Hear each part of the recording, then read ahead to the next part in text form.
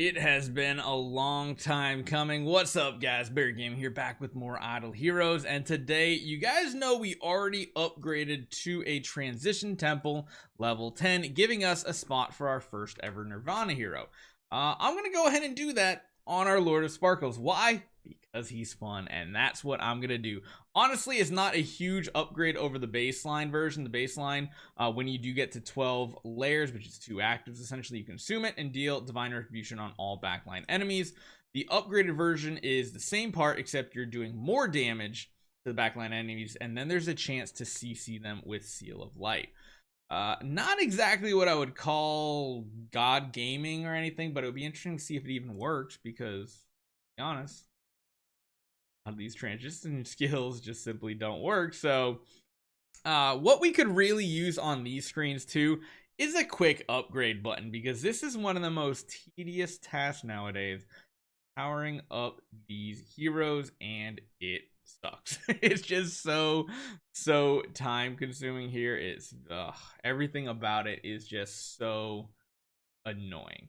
Now, the nice thing here is if we don't want to directly try to push our Destiny Temple right now, we can kind of spread out and give divine power to a few key Transcendence heroes, mainly our Mystic Fairy Freya on top of that, because we got to the point where we have our Nirvana hero. Of course, we can go for more Nirvana heroes, which would be interesting to have both this hero and Lord of Fear Aspen as maxed out.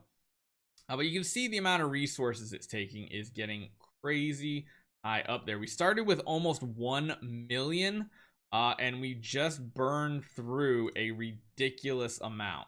Holy cow. But now we have the maxed out Destiny Transition hero here. We have a Nirvana, and now if we want to level it up, we gotta do that fun thing where we gotta upgrade a core to Polystar and then a Chaos up to core, which I guess we probably could do in the meantime. Basically means we're taking you from a core upwards, which can't afford to do it just yet. We will be able to shortly, but not because of this event. Interesting. What we could also do is spend those 5 and just upgrade some of the tenants around here. Mainly you, so I don't have to keep switching my power around. I might just do that and hold off pushing to the next Destiny Temple.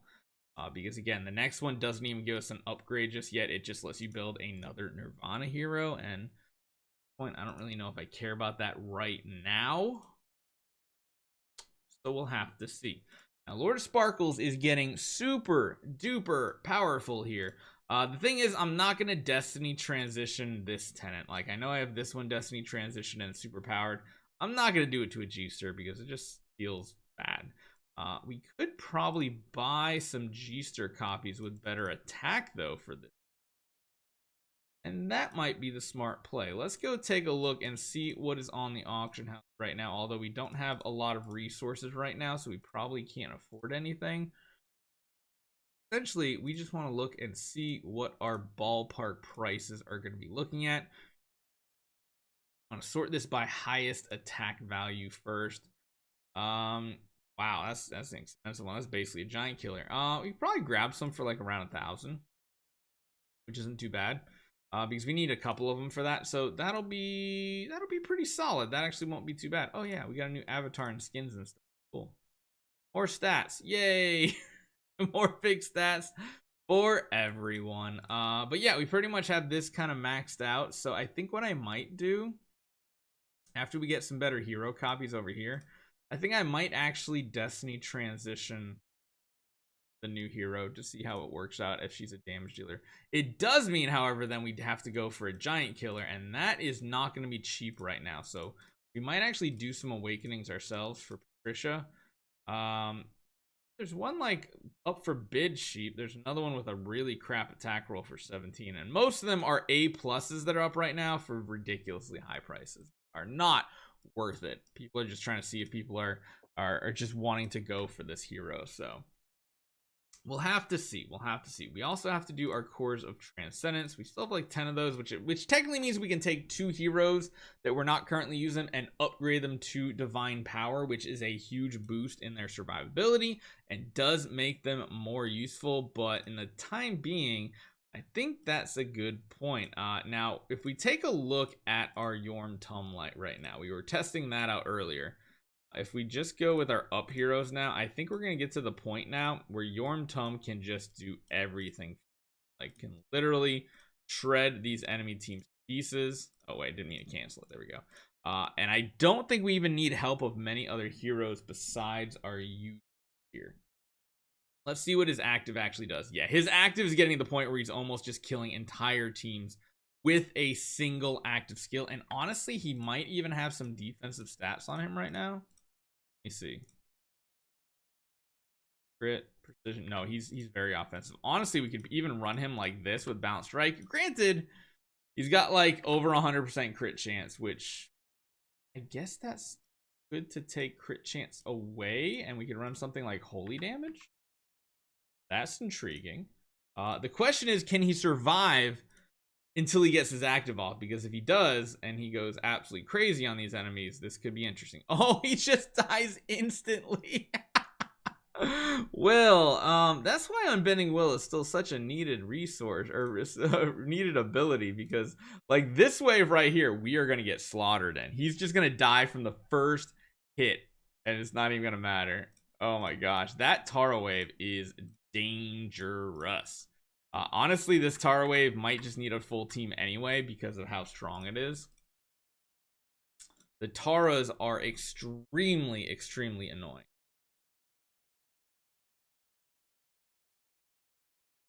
But if we can't keep them locked down, we got a shot here.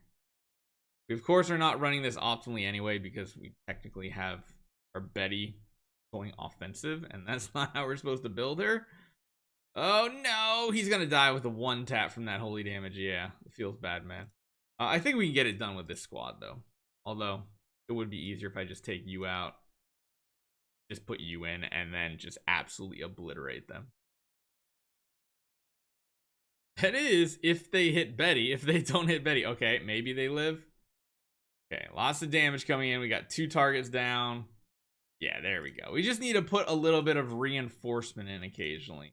But most of the time, Laura Sparkles should be able to do just what we need. So, wow, that was a really bad one. Jeez.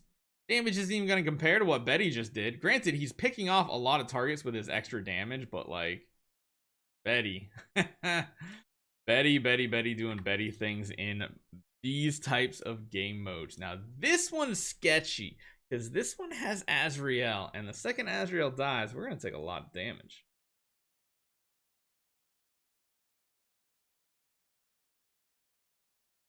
Although, there's no Mim, so it's not as bad. They are going to revive, of course, but I think we can still get a victory off of this. Got a lot of dodging potential as well. We need to get another active off. Please dodge everything. No, you didn't dodge everything. I guess the queen isn't really as necessary. We'll just put the Lord of Fear Aspen in. We're going to go for some crazy round 1 damage, but like just burst potential here. Because Aspen going after Betty is amazing because his AoE damage. Oh my gosh, all the Azraels just came right back. Wait a minute, I don't like that. I don't like that at all. I want to go back to the queen. Actually, Natalia could be an interesting pickup too. Natalia actually puts her mirror on our Azrael now, which is kind of cool. Sadly, though, he goes after the lowest HP targets, which is going to be all the Azraels, and then they can just revive. He does do a lot of extra ping damage, which, again, is cool.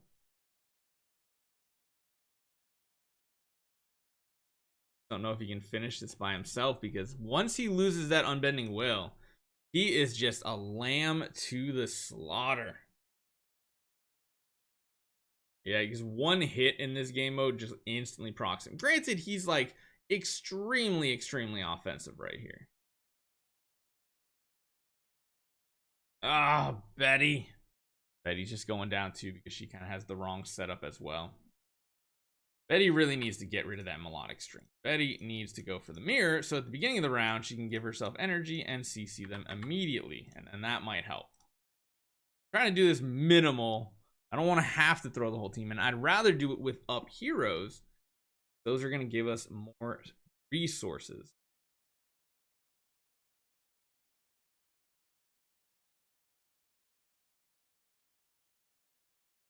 Now, yeah, Betty CC's at the beginning of the round because of that. Yeah, see, the mirror is just so important on her. Oh my gosh, please, please, please. No. All right, fine. You guys push me to the limit. We're gonna just put in the real team and just have us crush them to oblivion. Azraels are always so annoying. Wow, they're gonna take so much damage just from hitting the queen in round 1. All those royal guard hits. Ooh. Yeah, we gotta win on this one for sure. Yeah, we just need to brute force it a little bit. Oh my gosh, all of these Azrael waves. That's the one downside I will say of Lord Sparkles is assassins typically have the lowest HP on the enemy side. A lot of times you don't want to kill the assassins nowadays.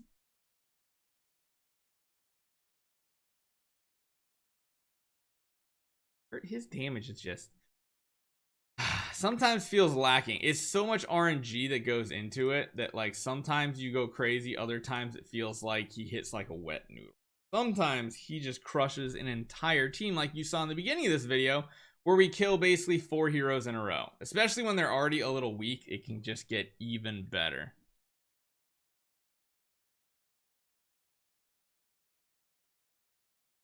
And yeah, the amount of damage he gets added up from all these little chase attacks is a lot more than you think it would be typically. And even his basic attack, you just saw how much damage it did, right? It wrecked that Garuda. Russell actually got an active skill off. Interesting. Yeah, so he does do a lot of chases. So, you know, that's where we're going to hold off on for right now. We got him up to Destiny or Divine Power 12, and he is now a Nirvana hero.